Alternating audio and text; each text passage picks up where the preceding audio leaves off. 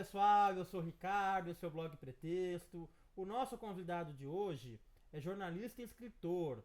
Ele gosta do passado, mas vive atentamente o presente. Alberto Vilas. Alberto, obrigado, viu? Imagina, Por ter obrigado a aceitado o vocês. convite do Pretexto. Obrigado a você, foi um prazer. Alberto, eu comentei com o Juca Kfouri que vinha conversar com você. Aí ele falou assim, ó, diga ao Vilas que eu tenho duas frustrações na vida. Nunca ter conversado com ele, nem com o Dr. Ulisses Guimarães. Você tem alguma frustração parecida assim? De pessoas que você queria ter conhecido e não deu tempo, não deu certo? Eu acho, olha, tem várias pessoas, sabe assim, tem várias. Uma delas é o Milor Fernandes, né? Assim, eu estou escrevendo a biografia do Milor e eu, assim, como eu acompanho ele desde criança, é uma pessoa assim que eu gostaria muito de ter encontrado, de Aham. conversar, não sei se de ser amigo, mas enfim, de ter uma Algum conversa, contato? algum contato, alguma troca de carta, hoje uma troca de e-mail, uma troca de Aham. WhatsApp, alguma coisa Sim, assim, né? sim, sim. Ele é um cara, por exemplo, que eu gostaria muito de ter conhecido, né? Dos vivos, tem alguém ainda que você tem vontade de conhecer, que dá tempo ainda de marcar?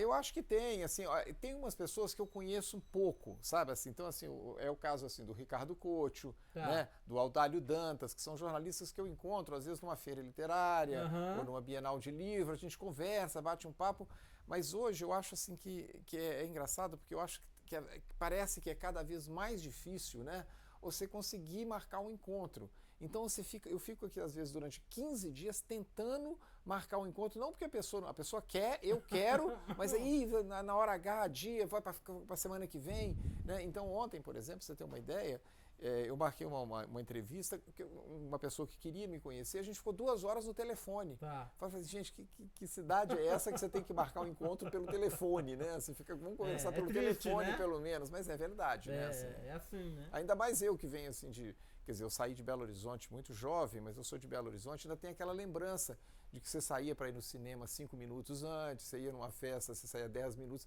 Agora você não tem a menor noção. Às vezes você tem que sair 2 horas antes, você chega uma hora mais cedo, ou você Isso. chega uma hora atrasado. Né? É Você não tem a difícil menor noção. ser pontual, né? Ou você chega Exatamente. antes demais, é É. verdade.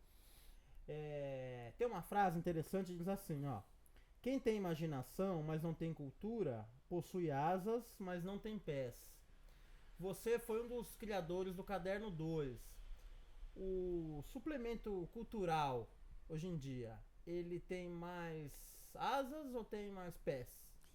Olha, eu acho assim que, na verdade, o que está acontecendo né, assim, com suplementos culturais, com a Ilustrada, com o Caderno 2, com o segundo caderno do Globo, principalmente dos 3 maiores jornais, assim, houve uma burocratização, eu acho, da informação. Né? Então, quando eu fiz o Caderno 2, quer dizer, era uma época, era os anos 80, o Estadão não tinha um caderno de cultura, né, porque a editoria de arte você ia passando o jornal e achava ali Aham. a sessão de arte, mas sem ser um caderno. E a gente fez uma coisa realmente revolucionária, né? Assim, porque as pessoas ainda brincavam, parece que é um pasquim dentro do Estadão. O Estadão era muito mais sisudo do que é hoje, era um jornal, digamos assim, pesado, Uhum. literalmente pesado, né? Assim, grande, pesado. Mas então, assim, o que a gente fez? A gente convidou gente de tudo quanto é área. Então, hoje eu fico pensando assim, é, na minha época, a gente chegava lá, ainda existiam as gravadoras, né? Tá. WA, Philips, RCA, Ariola. As divulgadoras chegavam com aquelas sacolas de disco. A gente pegava aquelas sacolas, olha, isso aqui vai para o Giron, isso aqui vai para o Maurício Sticer, isso aqui vai para o JB Medeiros. A gente distribuía tudo e dá um retorno para a gente. Aí Tá. eles iam, olha, o disco do Legião tá ótimo, não, esse disco tá ruim, esse aqui tal. A gente tinha uma discussão ali sem o menor preconceito de achar assim, não, Legião é chato, a gente não gosta. Aham. A gente gostava e não gostava de tudo, então Tá. estava aberto para tudo. Né? E isso aí criava uma coisa que hoje me dá a impressão, eu assim que gosto muito de música, gosto muito de literatura, eu vejo tanta coisa passar em branco que eu falo, gente, por que será que ninguém deu esse livro? Por que será que ninguém comentou esse disco? Eu acho que é por falta disso, de alguém chegar e falar, ô fulano, dá uma olhada nisso aqui, vê se isso é bom. Né? Conheça e É, compartilhe, então, né? assim, é engraçado, porque assim, você fala assim, gente, ninguém falou desse livro, assim, às vezes eu leio uns livros aqui em casa que eu falo, gente, esse livro merecia né? E eu acho que a gente, aí você falou em asas, eu acho que a gente dava asas à imaginação, Tá. né? Porque, por exemplo, deixa eu te contar um exemplo aqui que eu acho que é um exemplo típico para isso. Eu estou acabando de ler o livro do Nelson Motta, né, que chama Sete Vidas de Nelson Motta. Né? É um livro que é uma compilação, pegou umas coisas ali e pegou ali. Mas o que mais me impressionou no livro, não assim o que mais me impressionou, o que tem de mais importante no livro, mas o que me impressionou muito é a capa, né?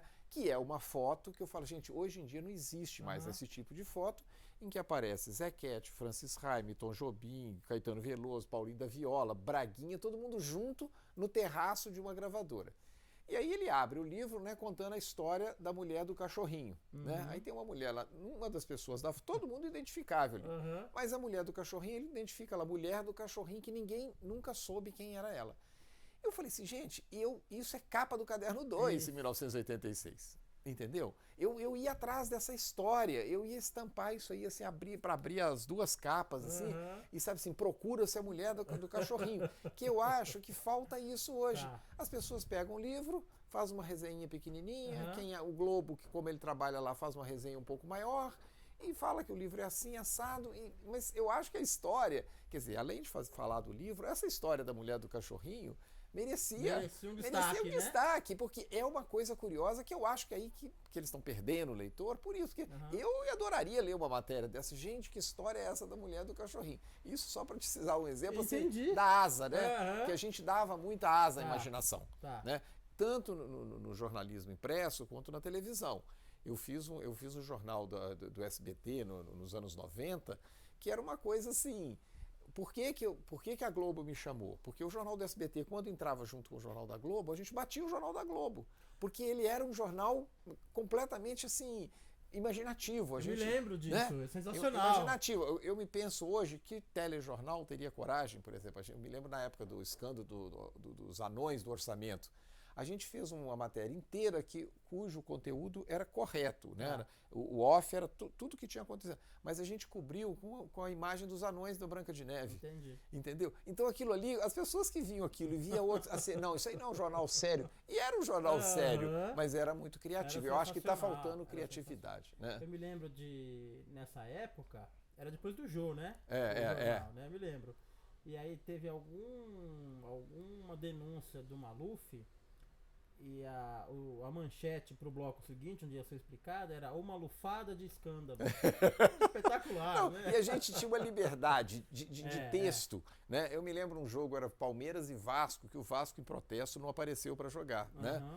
Aí a gente deu na escalada, assim, o Vasco dá uma de Tim Maia e não aparece para jogar. A gente punha com uma liberdade, sem preocupar, não, Tim Maia vai processar, vai nada. E aí, assim, quando entrou isso, dá uma de Tim Maia, era o time do Palmeiras no campo esperando, e a música era Me Dê Motivo pra Ir Embora. Sensacional. A gente pensava... Você dá a notícia de uma maneira leve e criativa, né? E é muito legal, né? Eu me lembro muito disso, viu? E lá, você foi editor-chefe durante 10 anos do Fantástico, né?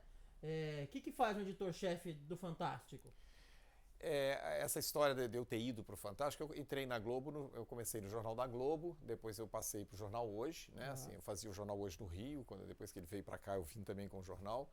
Passei uma temporada pequena no Jornal Nacional em substituição, só o editor-chefe lá, e aí eles, com esse espírito meu de sempre pensar uma coisa, não, isso aqui é notícia, mas vamos criar uma coisa em cima, eles acharam que eu tinha mais a ver com o Fantástico. Não, no Fantástico, né?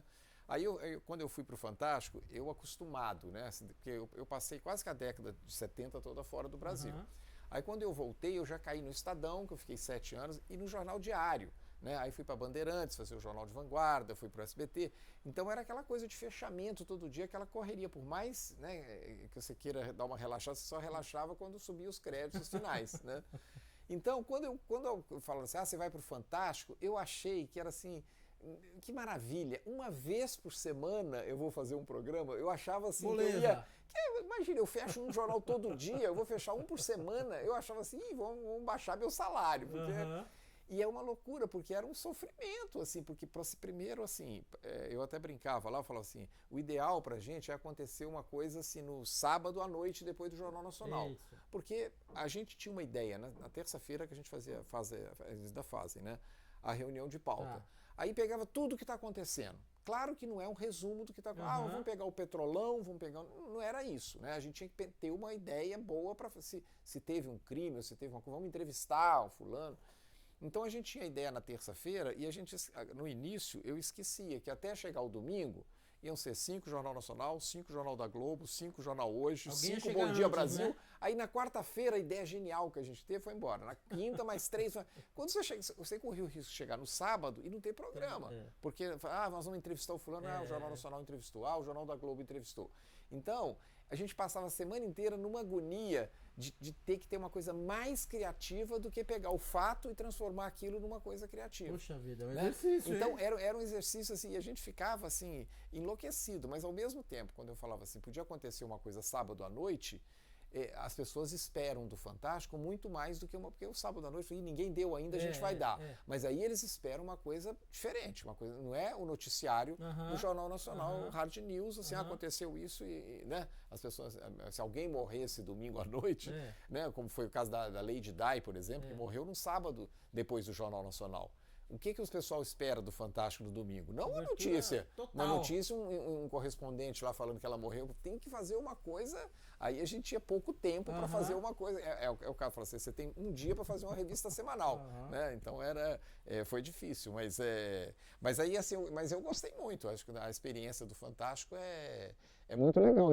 É tudo muito diferente, né? Assim, porque você tem show, você tem investigação, você tem jogos, você tem reality. Mesmo, né? Você tem que fazer um equilíbrio ali para o programa ficar animado. E você assiste ainda? Você acompanha? Eu assisto menos, sabe assim, na verdade eu assisto menos televisão hoje do que eu assistia naquela época. Naquela época eu ficava viciado, assim. Mas essa coisa do jornalismo é engraçada, porque para você ter uma ideia, quando eu comecei a trabalhar no Estadão, né, eu trabalhava na Internacional. Na verdade, eu comecei separando Telex. Né, eu falei, se eu tivesse continuado separando Telex, eu estava desempregado porque não tem mais Telex. Não tem mais Telex. Mas eu separava América Latina, o que é isso, esporte, e distribuía pelas editorias.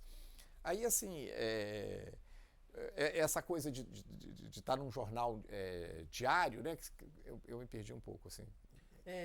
Eu estava perguntando assim do Fantástico. Então, assim, eu vejo menos TV hoje em dia, porque jornalista. Então assim, quando eu estava lá na Internacional do Estadão, eu fui trabalhar na Internacional.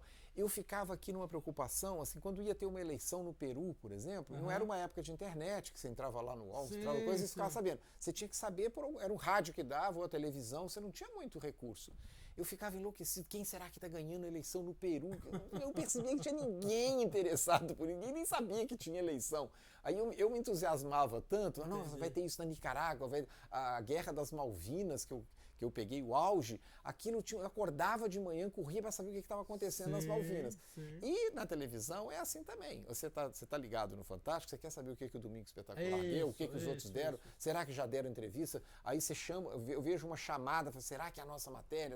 Então, assim, eu ficava muito atento. Hoje eu estou mais relax, né? Assim, agora, eu tô colhendo uns frutos muito bons, assim, que pela primeira vez eu estou sendo telespectador. Porque eu passei, assim, de 1980 até 2012 com uma preocupação constante com a notícia. Então, assim, porque quando chegava a Copa do Mundo, dobrava a preocupação. Como é que nós vamos cobrir? Como é que vai ser? Então, assim, eu não tinha aquela tranquilidade de sentar ali, abrir uma cervejinha e falar, vou assistir o jogo do Brasil.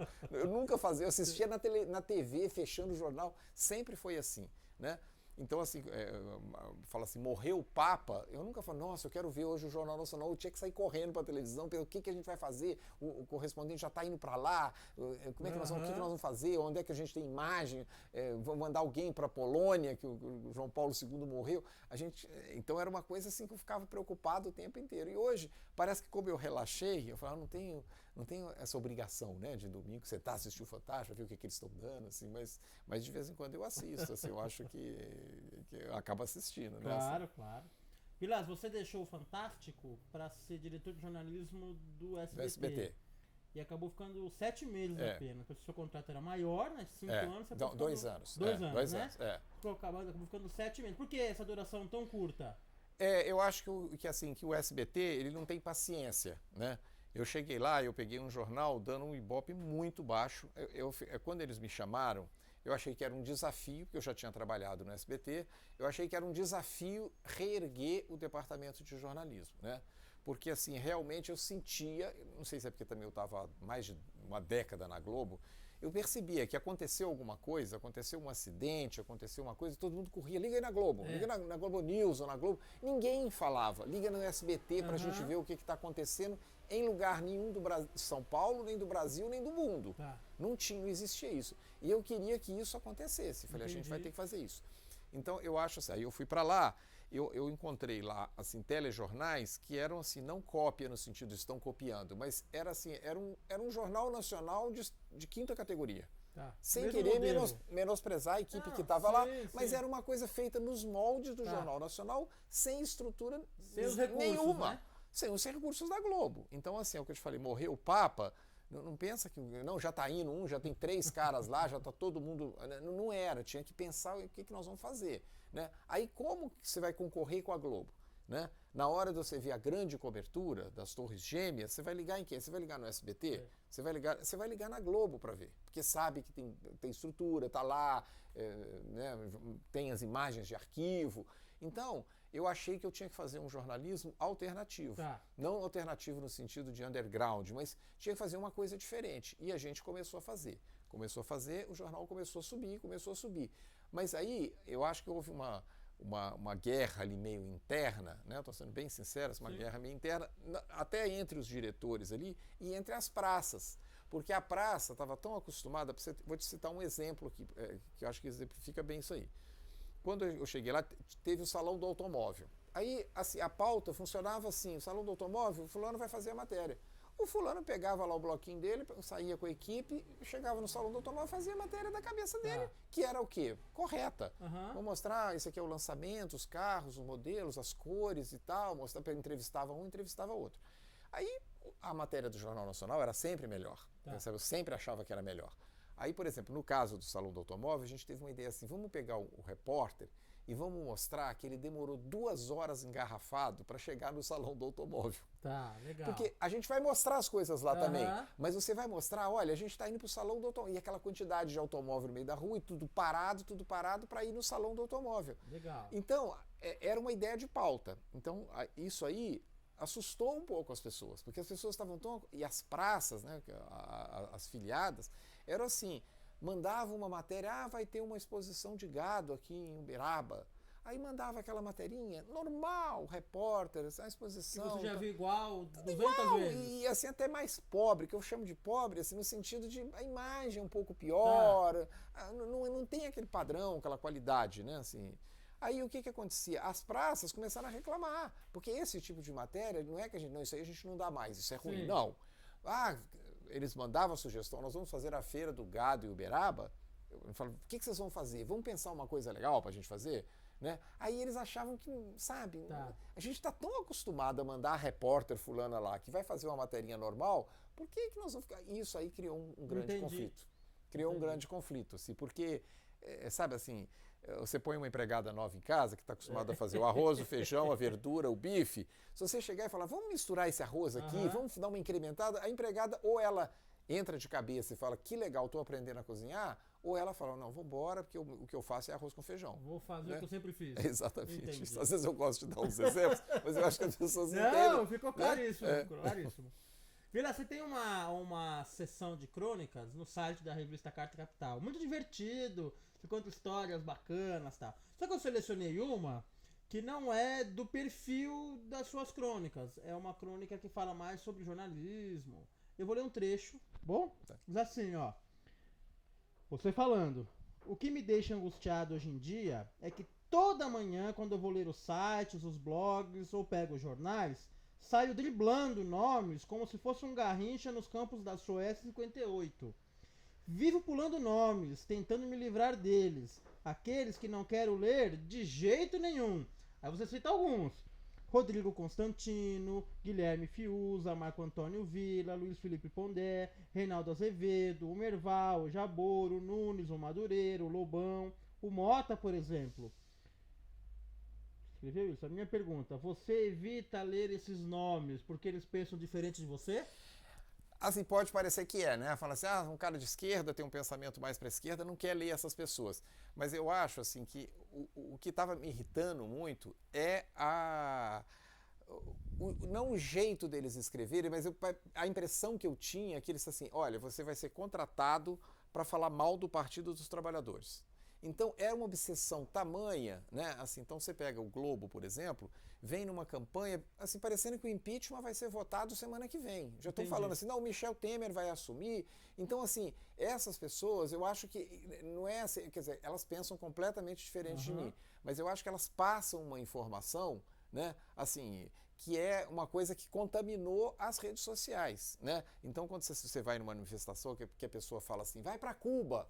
As pessoas, eu tive em Cuba agora no ano passado, eu passei o Natal em Cuba, né? Então eu passei o Natal em Cuba, foi a segunda vez que eu fui a Cuba, a gente foi a turismo com a minha mulher e minhas filhas. Quando eu vejo as pessoas falando assim, vai para Cuba, falam assim, não, Cuba é liberdade, lá eles têm muitos jornais, eles têm liberdade de expressão.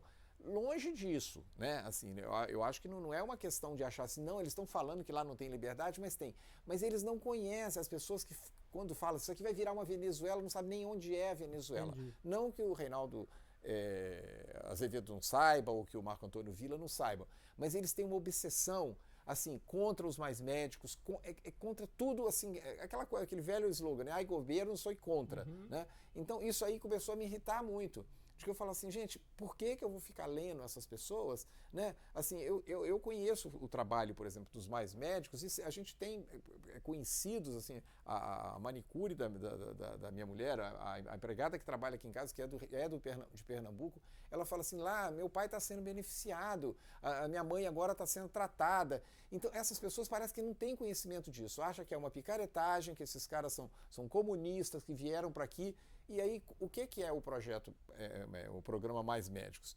Brasileiros, vocês querem ir? Está aberto as vagas, tem tantos, ninguém quis ir. Então não é nenhuma coisa assim, tanto médico brasileiro desempregado. E eles passam essa imagem de que assim, que sabe assim.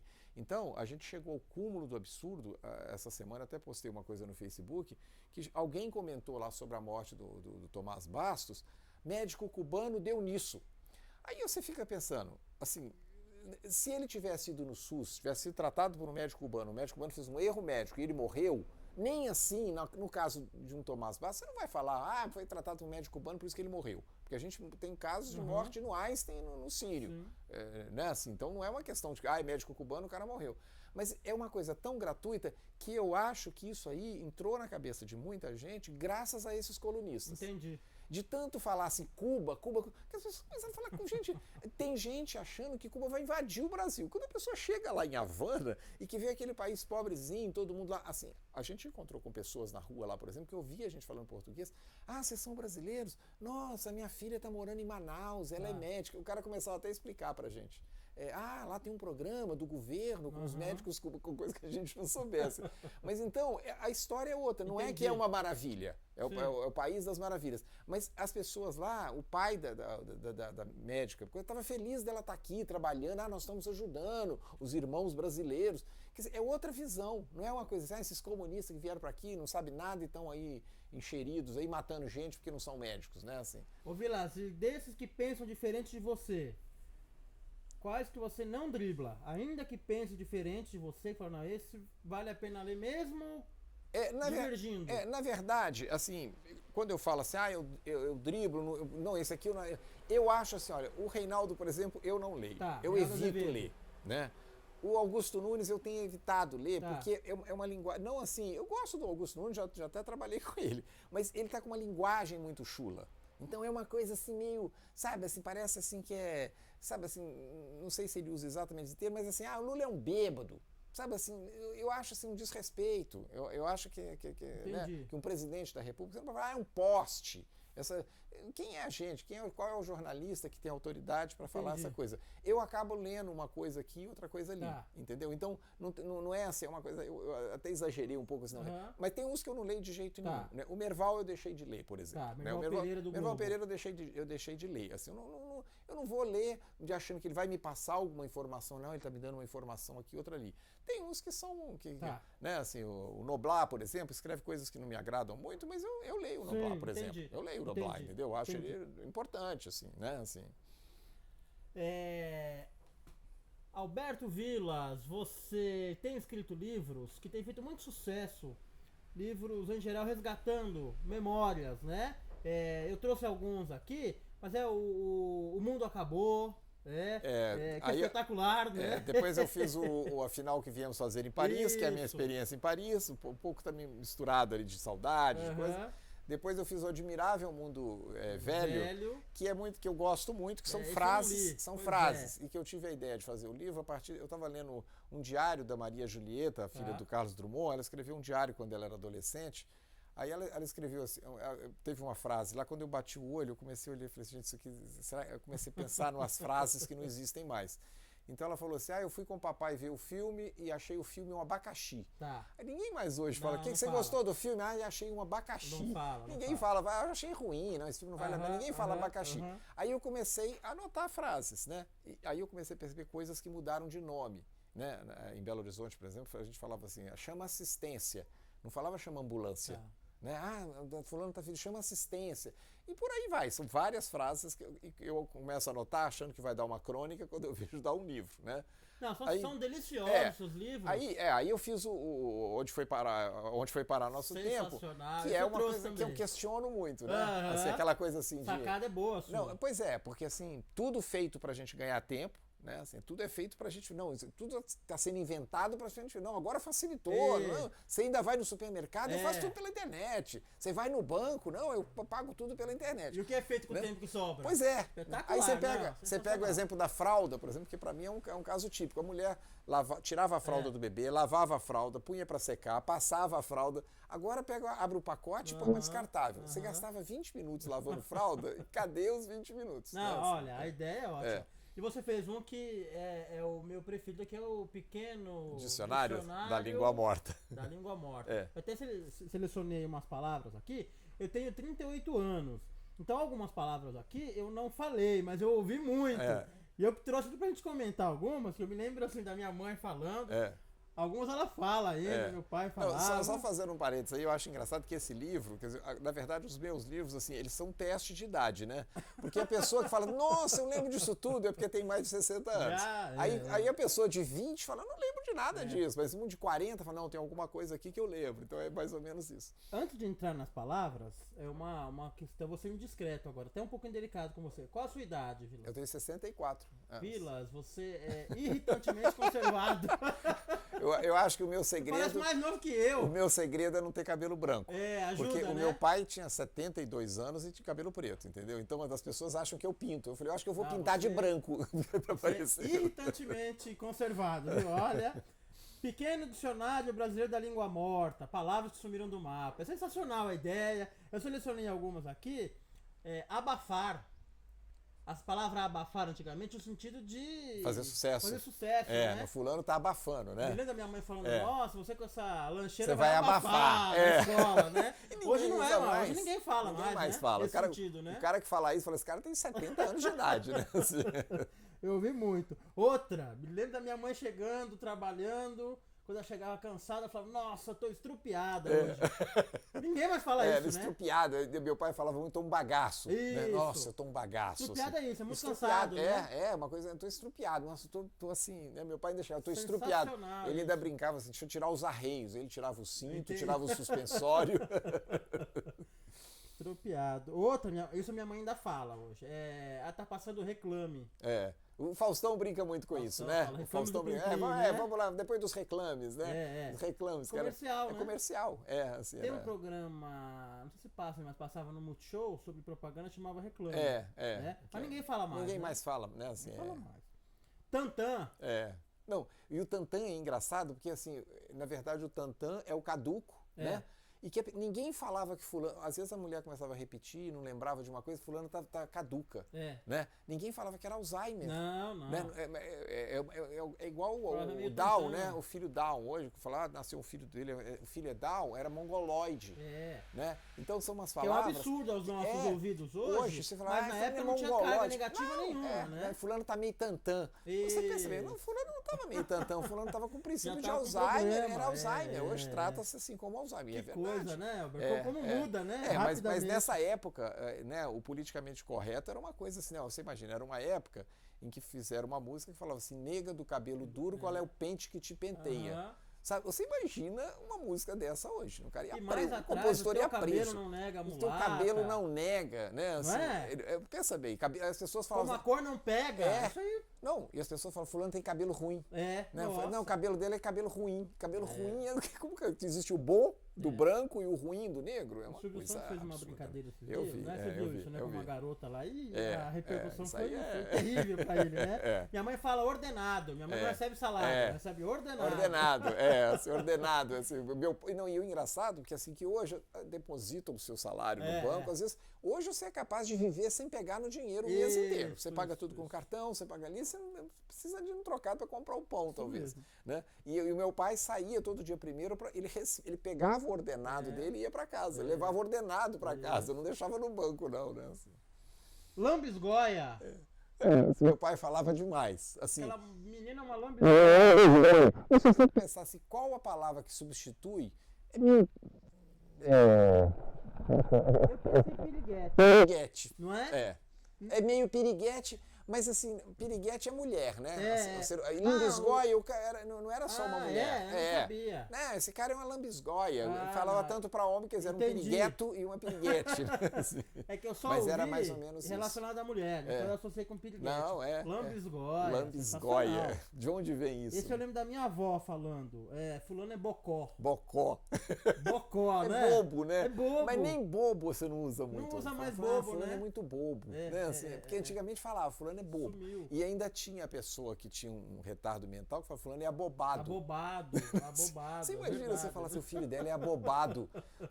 Você e é encarado com uma naturalidade, né? Fala, não, fulano é abobado, né, o filho dela. Essa aqui eu me lembro, eu já vi em filmes assim, o Falou e Disse. Que é muito da época dos hippies, né? Os anos 70 ali, que é o tal do amizade, falou e disse. Não, e o falou e disse era aquela coisa assim, o cara fechou o pensamento dele, falou e disse, é isso mesmo. Hoje é um fechou. Né? Quando a pessoa fala assim, não, eu vou sair de manhã, passo, não sei o quê, depois eu venho, fechou. Né? Assim, então, acaba a conversa ali, né? Tipo você assim, concorda com o que foi dito. Ok, falou e disse. Né? Você falou e disse. Aí eu anotei duas, o Vilas, que não tem no livro, mas eu percebi que mudaram o significado. Elas ainda são faladas, mas o significado mudou com relação ao tempo. Irado. Irado. O irado era sério, bravo, né? Nossa, o fulano tá irado. Né? A secretária chegava e falava assim, o chefe hoje tá irado. Era sério. Irado hoje é uma gíria carioca, né? O cara vê um tênis bacana, cor de rosa, fala, nossa, que tênis irado. Que coisa, né? A palavra permaneceu, mas no sentido... Mas mudou. E mudou completamente. Tem umas que voltam, né? Assim, o bacana, por exemplo...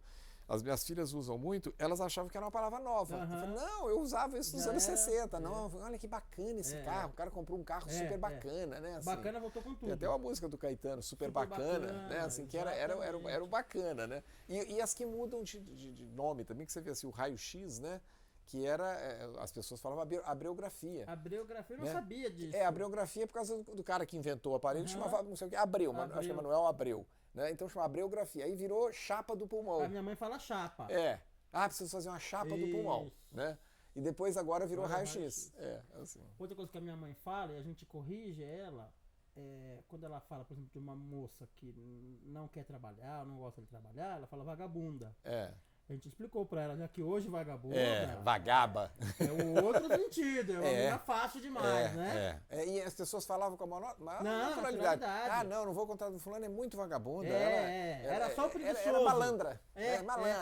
Malandra, não quer saber do trabalho. Olha, Vilas, esse livro é sensacional, da língua morta, a gente fica lendo... E você sabe que todos os meus livros, na verdade, o primeiro, O Mundo Acabou, né? Eu fiz uma coleção de livros para o Fantástico para a Editora Globo, que eu transformei assim, a gente transformou o Me Leva Brasil, o Volta ao Mundo do Zeca Camargo, Me Leva do Cubruzio, o Retrato Falado da Denise Fraga, a gente transformava em livro. Não era o script, mas era assim, eles recontavam a história dos personagens. Aí, de tanto eu ir na Editora Globo, aquelas reuniões, e começar a contar tanta história, que eles falaram assim, você tem que escrever um livro. Aí eu tive a ideia, eu falava muito das coisas que hoje não tem mais isso, não tem mais aquilo. Então faz isso. Aí eu pensei em fazer um dicionário, né? A ideia era essa, era fazer um dicionário explicando cada palavra. Aí eu comecei a contar as histórias e todos os meus livros têm sido assim. Eu recomendo com veemência. Até o último, A Alma do Negócio, que é sobre as publicidades. em vez de eu ficar explicando assim, o que era a publicidade do cigarro, o que era a publicidade na época da ditadura, eu vou contando histórias, entendeu? Eu conto histórias da minha família, de amigos, de situações. É irresistível. É irresistível. A Alma do Negócio, eu não li ainda, mas é o seu livro mais recente que fala sobre propaganda. As propagandas dos anos 50, 60 e 70. Isso. Eu separei em 19 capítulos, que é assim, começa, por exemplo, com o machismo, né? Lugar de mulher era na cozinha, que é aquela época em que assim, não existia a possibilidade da mulher ir comprar uma coisa na cidade, né? Que eles falavam centro, vamos na cidade fazer uma compra. E comprar um liquidificador. Então, você tinha duas opções. Peça ao seu marido um liquidificador, ou então, assim, dê para a sua esposa um liquidificador. Né? Então, esse primeiro capítulo. Depois tem um dos anos de chumbo, da época da ditadura, que era... Eu não estava no Brasil nessa época, mas assim, durante quase uma década, mas eu fiquei impressionado de achar, na minha pesquisa, eu achei publicidades, por exemplo, uma mulher com uma boina, com uma estrela vermelha e uma metralhadora na mão, escrito assim, seja uma guerrilheira. Aí o texto começava assim, seja uma guerrilheira na cozinha, no combate aos germes. Eu achei engraçado. E passou isso? Passou. Isso eu tirei de revistas dos anos 70. Então é engraçado. Até as pichações em muro, sabe? Assim, neste inverno, use as malhas, pichado. Uma pichação no muro, o disco Calabar do Chico, a capa foi proibida porque estava escrito Calabar no muro. Né? Então, assim, as coisas a propaganda curiosas. tem uma vida um pouco mais fácil, então. Né? Não, eu achava que eu ia fazer um livro sobre propaganda, eu acabei fazendo um livro de comportamento. Porque aí você tem as publicidades de cigarro, que não tem mais hoje, tem as publicidades de automóveis, que eram bem... Você vê assim, um Fiat 147, fala, depois desse carro vai ser difícil inventar um carro mais moderno que esse. Aí você fala assim, gente, era um Fiat com 146, você achava que não tinha nada, impossível inventar um carro melhor que esse. Então é engraçado. Ô Vilas, você falou assim, acabou falando de comportamento, mas assim, os que eu li, na verdade, assim, as propagandas, as palavras, os objetos antigos, são pretextos para você lembrar de boas histórias, né? Aí, assim, e na verdade, eu trabalho muito com isso, né? Assim, o meu médico fala assim, eu acho que você não tem a menor possibilidade de desenvolver um Alzheimer, porque eu trabalho muito com a memória, eu tenho muita coisa anotada, né? Eu tenho os diários dos meus filhos que eu fiz, assim, desde que o primeiro nasceu, em 77, em Paris, eu comecei a fazer um diário para eles. Cada dia uma página que eu escrevo, colo uma notícia, colo uma coisa, colo foto, colo propaganda. Até que idade? Então, eu escrevo isso até hoje. Até hoje? Até hoje. Ô Vilas, quando eu vi você falando isso, me deu uma inveja, quando eu tive essa ideia que meu filho nasceu, sabia? Porque é sensacional, Não, né? As minhas filhas, assim, elas ficam impressionadas, assim, porque qualquer dia da vida deles, eles vão lá e sabem. Quer dizer, claro que hoje eu não faço a Marília acordou às tantas horas, mas é uma coisa da família, mas ali tá, ontem a gente foi os 4 do show do Paul McCartney, então tá lá, a gente vai pôr a foto da gente no show, o ingresso colado, então isso aí vai registrando, e isso aí é um recurso que eu tenho para usar meus livros. Ativando sempre a memória. Vilas, se fosse fazer uma propaganda do Vilas, se eu quisesse vender, entre aspas, o Vilas, oferecer o Vilas, que características eu tinha que usar para vender o Vilas? Olha, eu não sei se eu saberia fazer uma propaganda minha ou se seria uma propaganda enganosa, entendeu? Assim, mas o que te vem à mente, assim, de destaque? Não, olha, compre o Vilas porque ele... Assim, eu acho que tinha que ser uma coisa voltada para a memória, né? Assim, tipo assim, não esqueça de levar o Vilas para casa. Tipo da Calói, né? Não esqueça a minha Calói. Não esqueça o Vilas porque ele tem muita coisa armazenada ali para te contar, muita história para te contar. Você é um Google, né? Assim, para quando não tem acesso à internet, dá para conversar com você e você vai trazendo ali, você busca no seu... né? Você sabe que assim, que o período que eu trabalhei, assim, tanto na Bandeirantes, na Abril Vídeo, eu trabalhei na extinta Manchete, no SBT, na Globo, eles ficavam espantados, porque às vezes eles precisavam de uma música, por exemplo, você tem essa música da Ângela Maria? Eu falo, claro, tem. E a coisa mais curiosa, porque assim, eu tenho isso tudo, quem vê assim fala, nossa, a casa desse cara deve ser uma loucura, uma bagunça, vai juntando trolha. Eu sou muito organizado. Então eles ficavam impressionados que eu ligava para minha casa, a minha empregada já sabia, né? Eu ligava para casa e falava assim, ô fulana, vai lá no escritório. Tá vendo essa estante aí que tem uma máquina de escrever em cima dela, na de cima, na outra de cima, à esquerda tem um livro tal. Eles ficavam impressionados, gente, eu sabe onde estão as coisas na casa. Mas eu sei porque senão eu fico louco. Os meus CDs, por exemplo, tem mais de 20 mil CDs que estão em ordem alfabética. Porque aonde eu vou achar um CD ali no meio daquela parede? Ele fala, acha um do Chico aí, vai olhando um por um. Você tem que ter uma organização. Olha, Vila, você tá me complicando, né? Porque chegar em casa e minha mulher vai ver essa entrevista, ela vai falar, tá vendo? Siga o exemplo. A minha desculpa era essa, tem bastante coisa, não dá pra achar, não, é muito organizado. Vilas, agora você vai escolher, tá? São 3 perguntas, eu falo os títulos, você escolhe uma, bom? Pergunta piloto, pergunta detestável e pergunta futura. Futura. Exercício de futurologia, tá? Daqui a 30 anos, do que não vamos sentir saudades nos dias atuais? Passou daqui a 30 anos, a gente vai falar, ainda bem que acabou, que não tem mais. Eu acho que o que me impressiona hoje, assim, por exemplo, uma coisa que é uma coisa simplória, mas assim que eu falo assim, gente, quando a gente lembrar que a gente tinha que carregar celular, a gente vai morrer de rir. Você lembra que tinha que pôr na tomada, a bateria acabava. Então é uma coisa que, claro que no futuro vai ter uma bateria que vai durar a vida inteira. Mais que a gente. Mas isso aí é uma coisa técnica. Né? Mas eu acho que assim que o que a gente. Eu acho que assim, que a gente vai estar muito programado. Né? Então a gente vai estar programado. Pra você ter uma ideia, tem um jornal que eu assino que falou assim: agora você pode ter uma barraca na praia.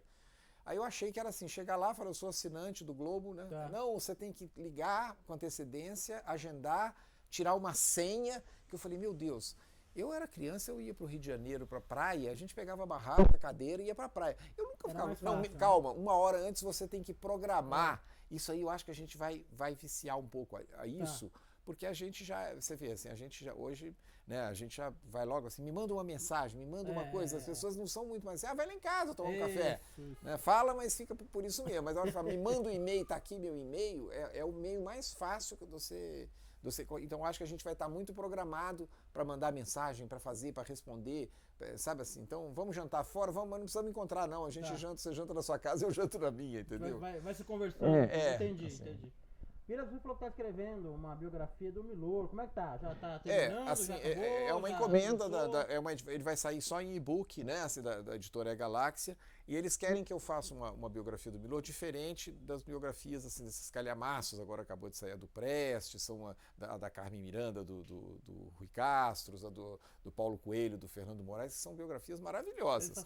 Mas, assim, é aquela coisa assim, eu não vou ficar 5 anos fazendo uma pesquisa sobre Milor e entrevistar 300 pessoas. Eles querem, o livro vai chamar, o livro tem um nome curioso que é 1000 Tons, né? Ele chama Milton Viola, o Milor. Então vai chamar 1000 Tons, que tem uma brincadeira aí com os tons de cores que ele usava, e o meu Milor. Então eu começo contando assim, o que era as décadas de 50, eu era garoto, e o meu pai chegava em casa com o Cruzeiro. Meu pai adorava o Amigo da Onça e eu adorava o Pif Paf, porque o desenho do Milor era parecido com o meu. Eu não sou um desenhista, mas eu sou um mau desenhista que desenha uma pessoa toda torta. E ele desenhava aquilo. Eu falei, gente, como que essa pessoa desenha assim? Não é um caprichadinho ali, uma coisa tão Ziraldo, assim, né, aquele homem, assim. E tem 2 páginas no Cruzeiro. Então começa contando isso aí, passo pela fase dele na Veja, na Isto É, a fase dele tradutor, as frases que ele inventava. E eu termino, eu só vi o Milor uma vez na vida, entrando numa livraria no Rio de Janeiro, eu entrei atrás dele, ele comprou a revista The Economist, saiu e foi andando por Ipanema, assim, aí passou um tempo, uns 2, 3 anos depois, ele morreu. Ele já estava velhinho assim, nessa época, mas então eu vou contando essas histórias que acabam mostrando quem é o Milor, e o Instituto Moreira Salles cedeu 20 ilustrações, uma para cada capítulo, que a gente vai escolher, assim, fazer vai ser ilustrado, então isso aí você acha que para quando? Para o ano que vem. Para o ano que vem, sem dúvida. E eu tenho um outro livro que já entreguei também os originais para a editora Planeta, que vai sair no início do ano agora, que é um livro que eu gosto muito, que vai chamar As Canções que Vocês Fizeram para Mim. Né? E é um livro que eu começo no dia do golpe, eu morava em Brasília com a minha família, eu tinha 14 anos, e no dia do golpe, não foi uma coisa assim, meu pai não fugiu do golpe, voltou para Belo Horizonte, mas já estava marcado para a gente voltar dia 31 de março. Então, na madrugada do golpe, a gente voltou para Belo Horizonte de carro e passou por aqueles tanques, eu começo a contar, e tudo a ver com a música. Né? Então, é a trilha sonora da minha vida, cheio de histórias. Sensacional isso. E o gosto do meu pai, o livro mostra isso claramente, o meu pai nessa época gostava assim, Luiz Gonzaga, Lupicínio Rodrigues, Orlando Silva, e eu gostava de Beatles, estava começando os Claro. Beatles, Rolling Stones, Mamas de Papas, então tinha um conflito. Já. Meu pai fala, pra você ter uma ideia, meu pai fala assim, esse John Lennon para falar comigo tem que cortar esse cabelo e tomar um banho, sabe assim? Ele tinha um horror. E eu odiava Luiz Gonzaga. E aí, com o passar do tempo, o Caetano começa a gravar Asa Branca, eu começo a descobrir o Luiz Gonzaga, hoje eu adoro o Lupicínio Rodrigues e continuo gostando dos Beatles, tanto é que ontem eu fui no show. Sim. Mas, quer dizer, aí teve uma mistura curiosa de que eu gosto, assim, desde Ataúfo Alves até a Thier, entendeu? Até o Marcelo Camelo, assim, que são os mais recentes, né, assim. Sensacional a ideia do livro, hein? É legal, é bacana. Vai ser ilustrado também com as capas dos discos, assim, vai ser bacana. Para encerrar, Paulo Leminski. Abrindo um antigo caderno, foi que eu descobri. Antigamente, eu era eterno. Você tem aberto muitos cadernos, jornais, revistas. O que você tem descoberto sobre você? Eu descubro, assim, primeiro, assim, uma vontade jornalística muito grande. Então, assim, que se você for numa das revistarias que tem lá aqui na minha casa, onde eu guardo as revistas encadernadas, que as minhas filhas às vezes falam comigo, pai, mas já saiu pega um pendrive, você passa isso tudo por um pendrive. Aí. Eu falo, não, mas eu adoro. Então, para você ter uma ideia, outro dia eu tenho uma coleção de uma revista que chama Enciclopédia Block, eu não sei se você lembra dessa revista, era super interessante dos anos 70, bem parecida, só que com mais texto, era uma coisa mais... E essa revista, era uma revista mensal, chamava Enciclopédia Block. Aí outro dia eu adoro pegar uma revista e abrir assim, e olhar. Aí quando eu peguei essa revista, aí era um artigo falando assim, um artigo de 1969, que falava assim, o último elefante da Terra vai morrer no dia 20 de janeiro de 2000. Tá. Então eu comecei a pensar, falei, gente, em 1967 eles pensavam assim, não, o elefante vai acabar da face da Terra. Sim. E eles, é claro que era um pouco de ficção ali, no dia 20 de janeiro vai morrer o último elefante da Terra. Do ano 2000, nós já estamos em 2014 e os elefantes estão aí. Então isso aí para mim é uma curiosidade que eu acho que é muito legal. Você bater o olho nisso, e é por isso que eu guardo essas coisas, eu não guardo nada que eu não use, sabe? Assim, então tudo que eu guardo é para usar, é para pesquisa, é para uma crônica na Carta Capital, assim, é por aí que fala, não, mas eu recebo muito e-mail de pessoas falando, mas escuta, que dia que vão acabar essas histórias? Sempre tem história, né? Sempre tem história. Essa semana, por exemplo, a que eu estou mandando amanhã para lá, eu mandei uma do Vander Piroli, aí essa semana eu fiz, deixa eu ver se eu me lembro o que é. É uma crônica, bem crônica mesmo, porque eu estava procurando uma corrente para o meu relógio e fui de shopping em shopping e não achei. Aí entrei numa lojinha aqui da Lapa, que eu vi assim, troca-se bateria de todos os relógios. Falei, quem sabe ele tem a correntinha. Entrei e o cara era um velhinho de 82 anos e que estava fechando o negócio, ele fechou a relojoaria dele, porque ele falou assim, ninguém mais está usando o relógio de pulso. Falei, não, eu uso, você usa. Mas ele falou assim, não, essa juventude... Aí eu falei, minhas filhas não têm... É difícil você passar e ver uma pessoa de 20 anos com relógio de pulso. Ele falou, vai acabar. Eu falei, vai acabar, vou pôr no meu livro. Eu falei com ele, eu fiquei de levar o livro lá para ele. Falei assim, eu vou pôr no meu livro o relógio de pulso, que ainda não acabou, mas hoje todo mundo, né, que nem um despertador, né? As pessoas põem o iPhone, põem o celular, ninguém mais põe um despertador para tocar. Né? Então, assim, é daí que vão surgindo essas ideias todas, né? Alberto Vilas, muito bom conversar com você. Viu? Foi um prazer, assim, é bom, sempre bom. Eu gosto de começar a colocar para fora, lembrar coisas, é o tipo da entrevista que eu gosto. Vou poder esnobar o Juca Kfouri agora, quando ela tá vendo? Passei na sua frente. Alberto, obrigado, viu? Você tem um repertório de histórias inesgotável. Muito obrigado a você. Continue compartilhando com a gente suas memórias aí, que elas são espetaculares, viu? Tá legal. Muito obrigado. Isso aí, pessoal. A gente fica por aqui e volta em breve com mais um bate-papo do Pretexto. Até mais.